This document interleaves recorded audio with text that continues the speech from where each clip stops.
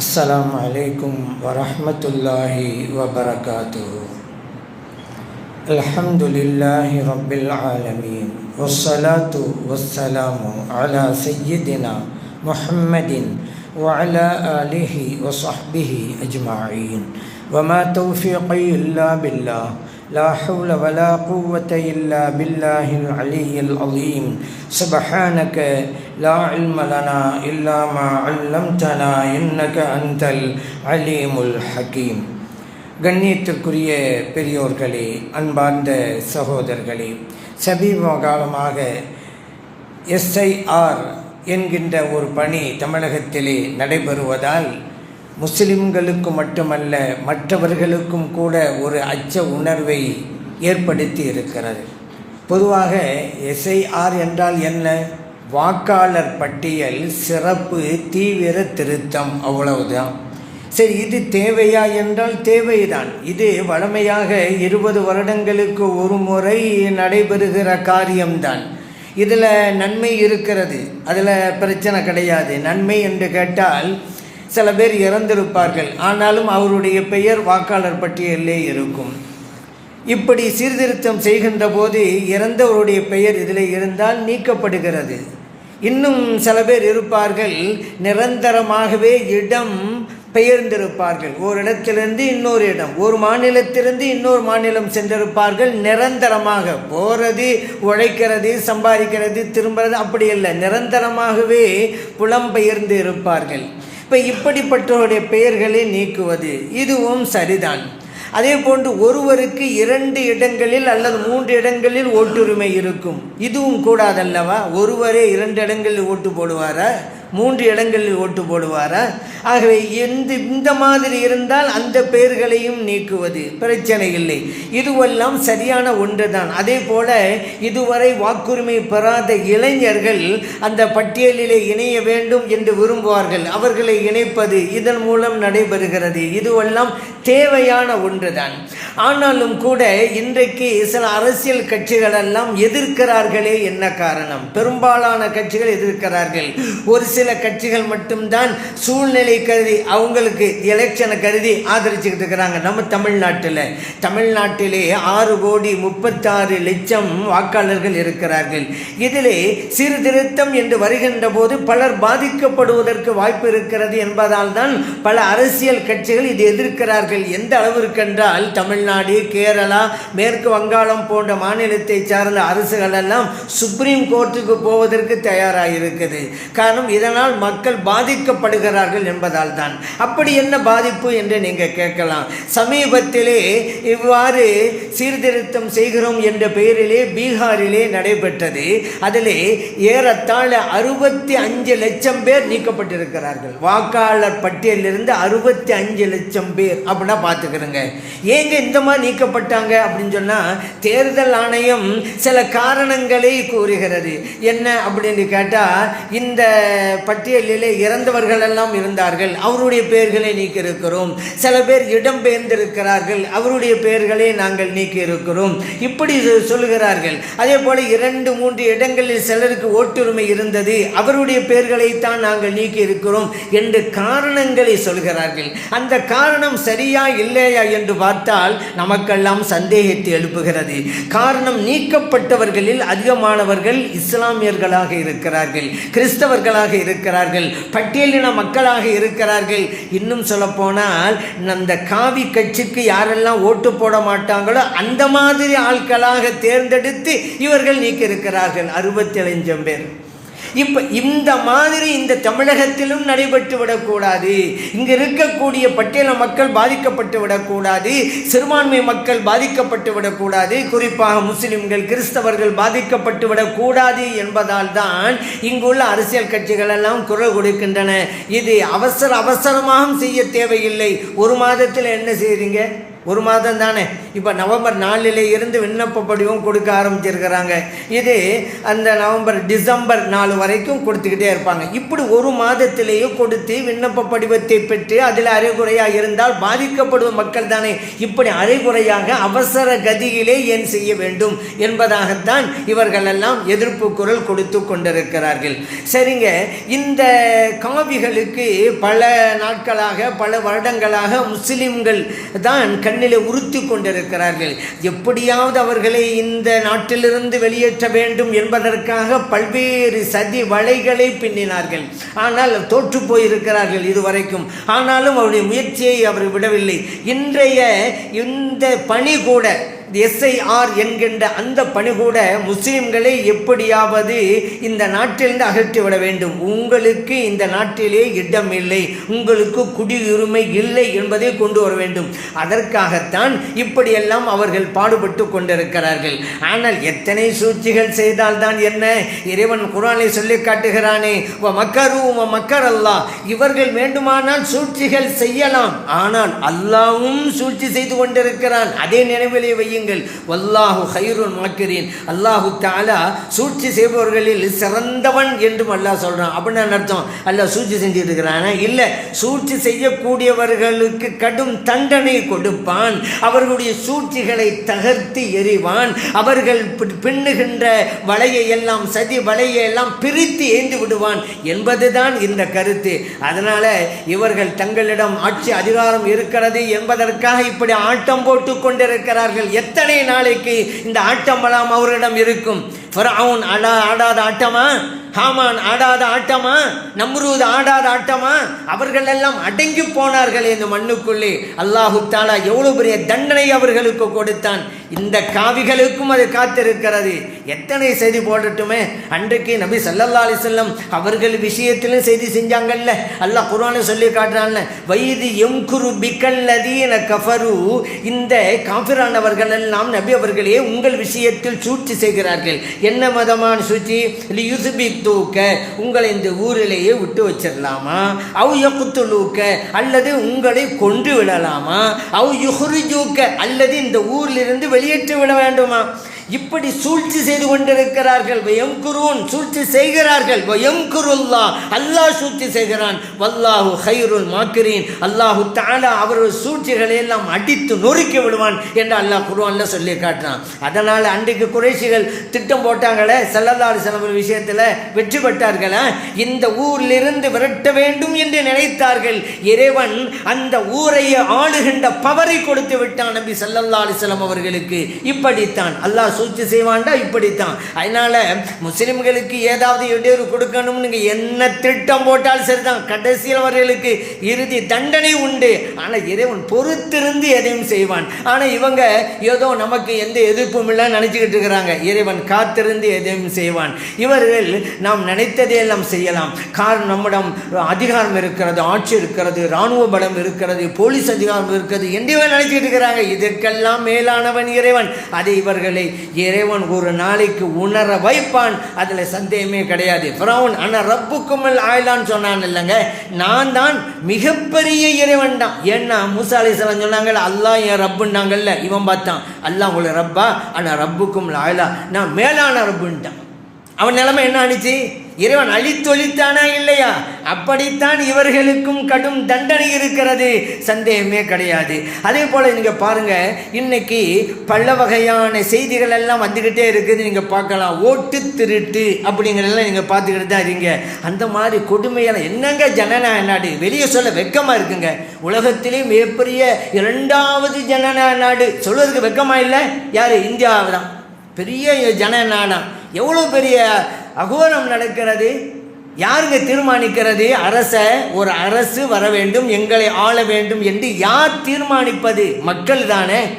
ஆனால் ஆட்சியாளர்களே அதை தீர்மானிக்கிறார்கள். வாக்காளர்கள் தான் ஆட்சியாளர்களை நியமிப்பார்கள்.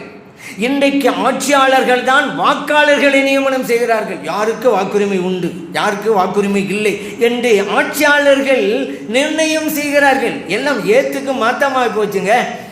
அதனால தான் ஓட்டு திருடு. நம்மெல்லாம் நகை நட்டு திருடு கேள்விப்பட்டிருக்கோம், பணம் துட்டு திருடு அது கேள்விப்பட்டிருக்கோம், நோட்டு திருடு கேள்விப்பட்டிருக்கோங்க, ஓட்டு திருடு அது இப்போ தானங்க இருக்கு. இவ்வளோ காலம் வாழ்ந்துட்டு இருக்கோமே, எங்கே கேள்விப்பட்டிருக்கீங்களா ஓட்டு திருடு? இப்போ நடந்துக்கிட்டு இருக்குங்க. எவ்வளோ இது மகாராஷ்டிராவில், கர்நாடகாவில் இந்த மாதிரி அகோரம் நடந்தது. அதனால தான் சில என்ன செஞ்சாங்க, சில பேர் இறந்துட்டாங்க அப்படின்ட்டே வந்தாங்க. வாக்காளர் பட்டியலில் பேர் இல்லை. ஏன்னா அப்போ என்ன காரணம், இவர்களும் இறந்து போனவர்கள். என்ன செஞ்சாங்க எதிர்கட்சிக்காரன் தெரியுமா, இறந்து போனவர்கள் என்று பட்டியல் இருந்தவர்கள் எல்லாம் டெல்லிக்கு வரவழைத்து டீ பாட்டு கொடுத்தாங்க. இல்லை நீங்களே இறந்து பாட்டிங்க இந்த பாருங்கள் இவங்கெல்லாம் உயிராக தாங்க இருந்துகிட்டு இருக்காங்கன்னு காமிச்சாங்கல்ல. அவ்வளோ பெரிய கொடுமையும் அநீதியும் நடைபெற்றதுங்க சமீபத்தில். அதை விட கொடூரம் ஹரியானா மாநிலத்தில் கொஞ்சம் காலத்துக்கு முன்னால் தேர்தல் நடந்துச்சு, ஒரு கட்சி ஜெயிச்சுன்னு வச்சுக்கிறேங்க. ஆனால் இன்னொரு கட்சி நம்ம தான் வருவோம்னு ரொம்ப ஆர்வமாக இருந்தாங்க, மக்கள்லாம் அப்படி தான் இருந்துச்சு. ஆனால் தோற்று போயிட்டாங்க. என்னன்னா இப்போ தான் வளர்க்குது எல்லாம் ஓட்டு திருடு. என்ன அநியாயம் நடந்திருக்கு தெரியுமா? பிரேசில் நாட்டில் இருக்கக்கூடிய ஒரு பெண்மணியுடைய, பிரபலியமான பெண்மணியுடைய படம் போட்ட வாக்காளர் அட்டை. அது ஒன்று கிடையாது, 10 வாக்குச்சாவடிகள், 10 பூத்தில் 22 ஓட்டு. ஒரு பெண்ணுடைய, அதுவும் வெளிநாட்டு பெண்ணுடைய ஃபோட்டோ போட்ட ஒரு வாக்காளர் அடையாள அட்டை 22 அப்படின்னா பார்த்துக்கிறேங்க. இந்த செய்தி அந்த பெண்மணிக்கும் இப்போ போயிடுச்சு, பேட்டி கொடுத்துருக்காது. வெளிநாடு இருந்துக்கிட்டே இந்த தகவல் போக தானே செய்யும். நான் இந்தியாவுக்கே வரலையாப்பா, என் ஃபோட்டோ ஏன்ப்பா போட்டேன், இந்தியாவுக்கு நான் வந்ததே கிடையாது. அது மட்டும் எவ்வளோ பெரிய அவமானம், என் ஃபோட்டோ போடலாமா? அந்த பெண்ணு சொல்லுது, நான் இளமையில் எடுத்த ஃபோட்டோவை தான் அவர்கள் போட்டு இருக்கிறார்கள் அப்படின்னு போட்டு. இது ஏன் இந்த அவமானமான காரியத்தையெல்லாம் செய்கிறீர்கள்? காரி உமிழ்கிறாளுங்க இந்தியாவை. இதுக்கெல்லாம் காரணம் என்ன? இந்த பாவிகள் இவங்க தானேங்க காரணம். சரி, அது மட்டுமல்ல, இன்னும் கொடுமை இந்த ஹரியானாவில் எப்படின்னு சொன்னால், ஒரே வீட்டுக்குள்ளேயே 501 பேர். என்னங்க, ஒரு வீட்டில் எவ்வளோ பேர்? 3 பேர் இருப்பாங்களா, 5 பேர் இருப்பாங்களா, 10 பேர் இருப்பாங்களா, 20 பேர் இருப்பாங்களா? 500 பேர் எப்படிங்க ஒரு வீட்டுக்குள்ளே? ஒரு வீட்டினுடைய அட்ரஸில் 501 பேருங்க வாக்காளர்கிட்ட. என்ன கொடுமைங்க இது. அதே போல் ஒருவருடைய பேரில் ஒருவருடைய ஃபோட்டோவிலேயே 100 ஓட்டு. அதே போல் ஒரு பெண்மணி, ஒரே பெண்மணி, அவங்களுக்கு ஓட்டு 223. இன்னும் சில வாக்காளர் பார்த்தாக்கா மங்களான ஃபோட்டோ, அந்த ஃபோட்டோ இருக்க ஒட்டி யாருக்குறான்னு தெரியாது. அப்படி இன்னொரு கொடுமை என்ன தெரியுமா? வீட்டு அட்ரஸ் இருக்கும்ல, வீட்டு அட்ரஸில் நம்பர்லாம் போட்டுருக்கும்ல, நமக்கு நம்பர் 29 அல்லது 10/11 இப்படி தான் நம்பர்லாம் பார்த்துருக்குறோம். அந்த ஹரியானாவில் வாக்காளர் அட்டையில், அந்த அடையாள அட்டையில் வீட்டினுடைய நம்பரு சொன்ன ஆச்சரியப்படுறீங்க, 0 போட்டு இருக்குது. அதுதான் நம்பரு. என்ன கொடுமை இது. இப்படி ஓட்டுக்களை திருடி ஆட்சி கட்டிலே உட்கார்ந்து இருக்கிறார்கள். அவருடைய திட்டமும் அப்படித்தான். பீகாரிலே அப்படி செய்ய வேண்டும் என்பதுதான் எண்ணம். இந்த தமிழகத்திலும் அதைத்தான் செய்ய வேண்டும் என்று அவர்கள் வரிந்து கட்டுக்கொண்டு வேலை செய்கிறார்கள். என்னடா நம்முடைய பாச்சா பலிக்கலைய தமிழ்நாட்டில் என்னென்னமாலாம் பண்ணோம், கடைசியில் இப்படி பண்ணி தான் ஆட்சிக்கு வரணுங்கிறதுனால இந்த எஸ்ஐஆர் வாக்காளர் பட்டியல் சிறப்பு தீவிர திருத்தம் அப்படின்னு இப்போ கொண்டு வந்திருக்கிறாங்க. அதனால தான் இவர்களுடைய பின்னணியை புரிஞ்சுக்கிட்டு தான் இன்றைய அரசியல் கட்சிகள், பெரும்பாலான அரசியல் கட்சிகள் அதை எதிர்க்கிறார்கள். சரி, முஸ்லிம்களான நாம் இதில் எப்படி இருக்கணும்? மிகவும் பொறுப்போடு இருக்கணும். 1000 சூழ்ச்சி செய்து வரட்டும், நாம் நம் கடமையை சரியாக செஞ்சிடணும். இப்போ படிவங்களை கொடுக்க ஆரம்பிச்சிட்டாங்க. டிசம்பர் 4 வரையும் கொடுத்துட்டே இருப்பாங்க. வீடு தேடி வருவாங்க.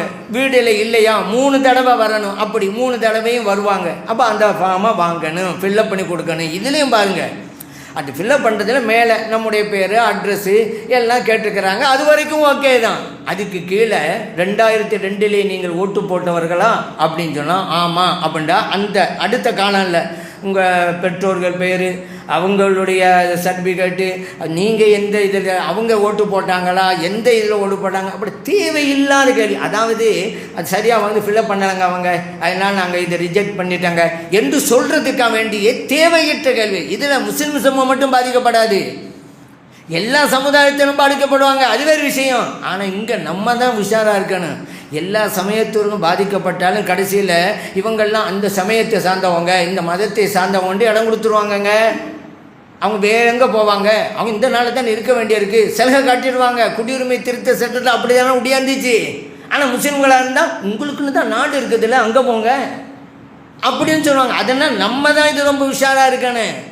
கடைசியில் மற்றவர்களுக்கு சலுகை கிட்டிவிடும், அவர்கள் ஒரு குறிப்பிட்ட மதம்ங்கிறதுனால. ஆனால் நமக்கு அப்படி இல்லை. எப்படியாவது நம்ம அகற்ற நினைக்கிறாங்கல்ல, இது ஒரு வாய்ப்பாக பயன்படுத்தி கொள்வாங்க. அதனால் டிசம்பர் 4க்கு பிறகு அதை பரிசீலனை செய்வாங்க. பரிசீலனை செஞ்சு வெளியிடுவாங்க. அந்த பட்டியலில் நம்ம பேர் இருக்குதான்னு பார்க்கணும். இல்லை உங்கள் இந்தந்த காரணத்தினால தான் உங்கள் பேர் இல்லைன்னு சொன்னால் அதை நிவர்த்தி செய்ய முயற்சி பண்ணணும். ஏனோ தானோ பண்ணோம், வந்தால் வரட்டும், வராட்டா போட்டும், அப்படிலாம் இருக்காது. எங்க அப்படி இருக்கக்கூடாது. ஏன்?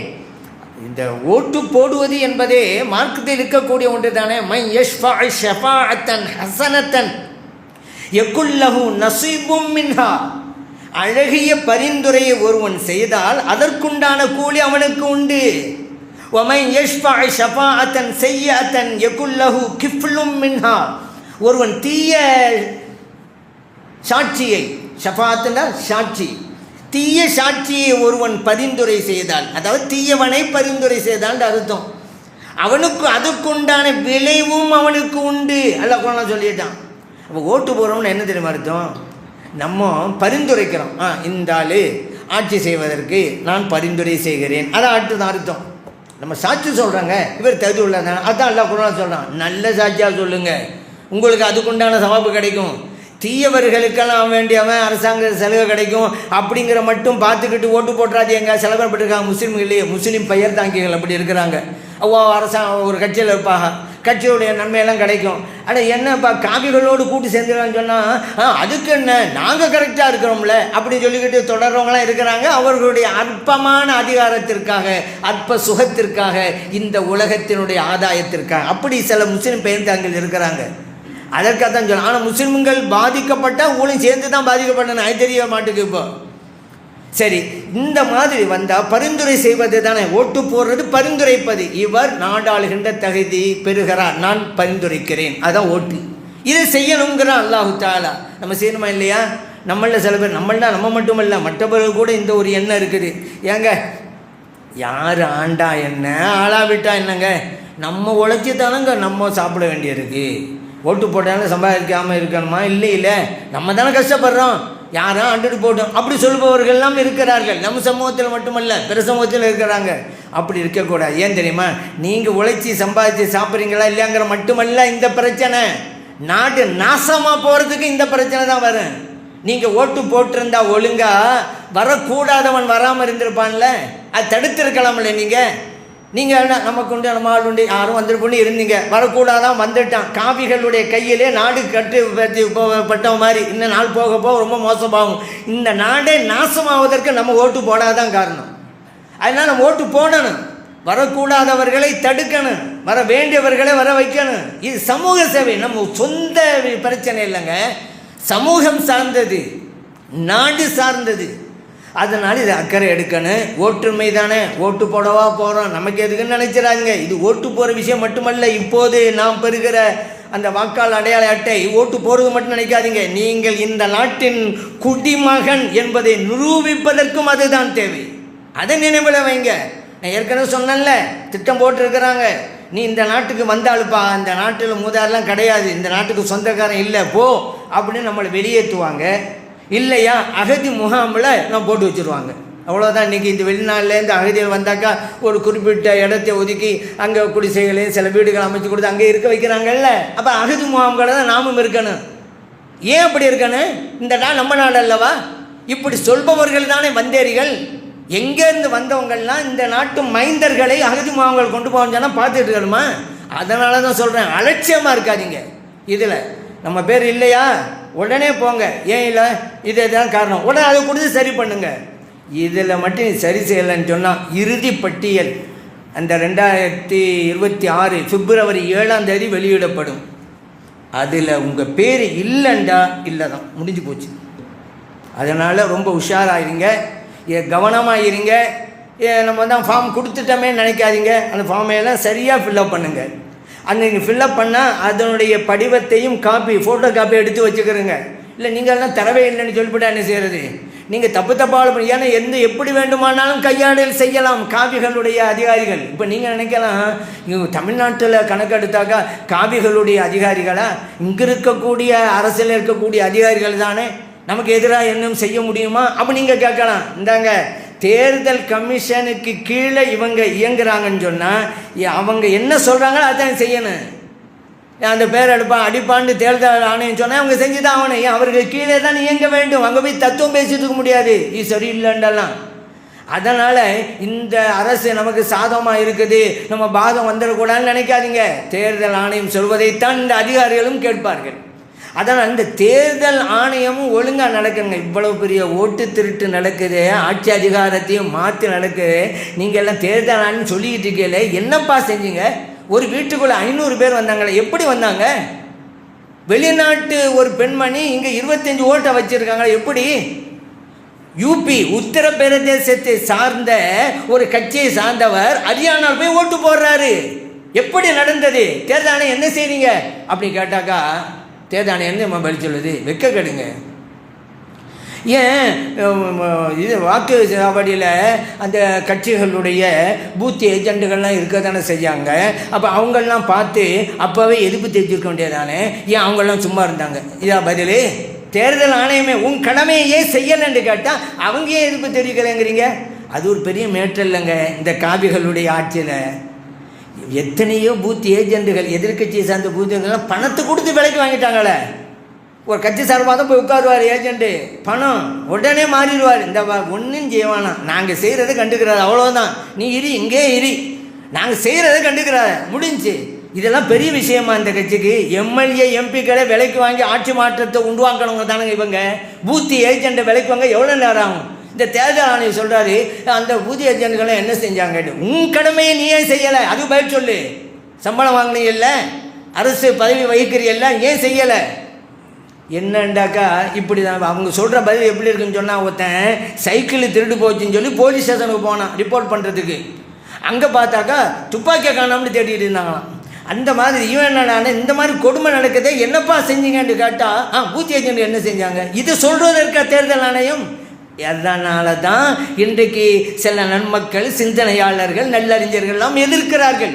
சரி, எதிர்க்கிறது 1000 இருக்கட்டும், நம்ம கடமையை சரியாக செஞ்ச வேண்டியதான், எந்த குறை வைக்காமல். நம்ம எதுக்கு தடையாகத்தான் இருக்கணும்? இல்லை அவங்களும் அப்படி சொன்னாங்க இவங்க அதெல்லாம் வேணாம். இந்த மண்ணிலே வாழ்கிற ஒவ்வொரு முஸ்லிமும் வாக்காளர் அடையாளத்தை பெற்றார். அதுக்கு என்னென்ன முயற்சி செய்யணுமோ செய்வோம், அதை பெறுவோம். அல்லாஹ் தஆலா தௌஃபீக் செய்தருள்வானாக. ஆமீன். அல்ஹம்துலில்லாஹி ரப்பில் ஆலமீன்.